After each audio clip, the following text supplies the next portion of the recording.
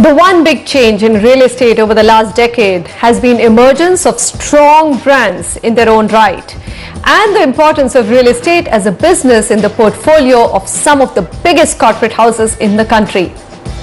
A name to reckon with on brand promise and delivery is Godrej Properties. Here are the views of the young dynamic CEO of the company, Pirojsha Godrej, who not only has to deliver on his Godrej legacy and brand promise, but also on the vision of making real estate the biggest in Godrej portfolio. In this pre-recorded interview, when Godrej was recognized as the top emerging developer of the country at the NDTV Property Awards, I started out by asking Pirojsha, over the last 5 years, you've expanded in geographies. Could you run us through some of your focus markets for the next 5 years?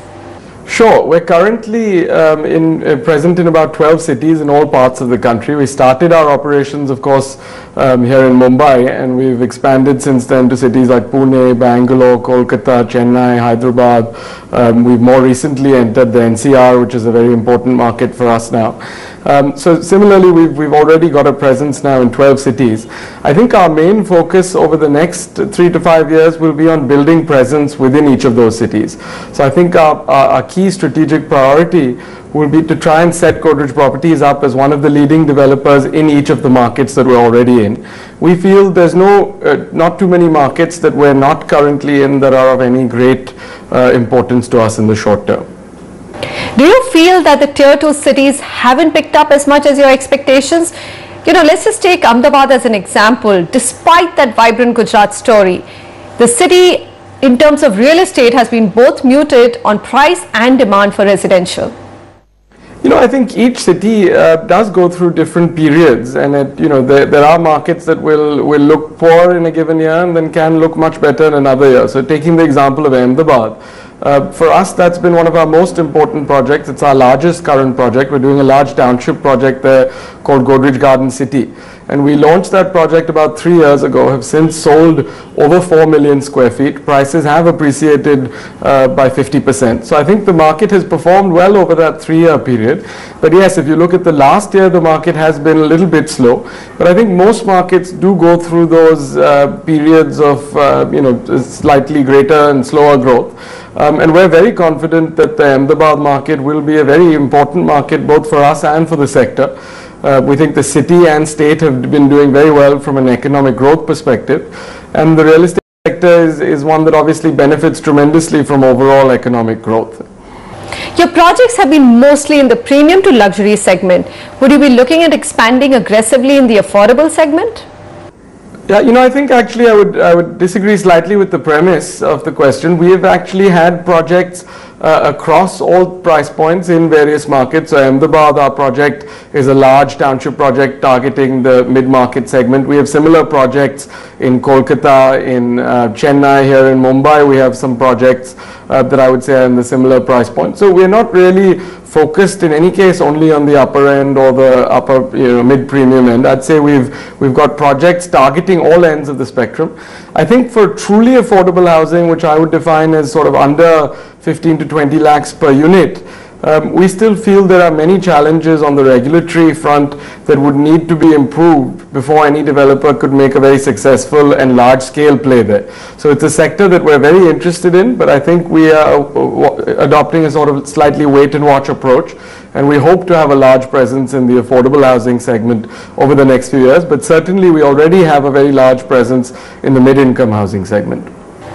Commercial realty, Pirojsha, continues to remain subdued, and you've said that Godrej Properties will not look at developing any new commercial space beyond the current ones.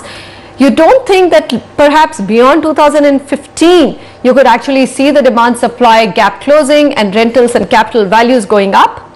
I actually very much do think that. I think certainly the commercial market is going through a period of weakness, and I absolutely believe that it is a temporary phase for the market, and that the market, not perhaps much sooner, but certainly by 2015 and beyond, will be very strong for the simple reason which always creates real estate cycles, which is that currently, during the current piece of weakness, there are not any developers who are planning major new commercial projects. So as the economy picks up, which I expect it will, and demand comes back for commercial real estate, there is going to be a period in the not too distant future where I think there will be an undersupply situation, which is when you'll see prices and volumes in commercial real estate starting to do better. So while absolutely I would very much agree that commercial real estate is a segment that will continue to do well and that is just going through a cycle of weakness that it's bound to come out of, the reason we have said that we're not currently looking at any more commercial real estate is a little bit more of a strategic call than a cyclicality-led decision. And the reason for that is that we think residential real estate fits better with our asset-light strategy. Our business strategy has throughout been to acquire land in a very capital-efficient manner, not to create land banks and invest heavily in land.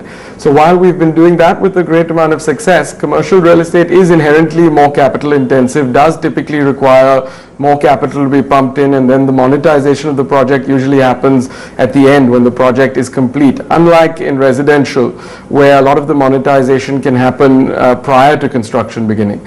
So for us, we think residential is a better fit, and of course the residential market size is much bigger than the commercial market size. So by size of opportunity also we believe residential is the best target market for us.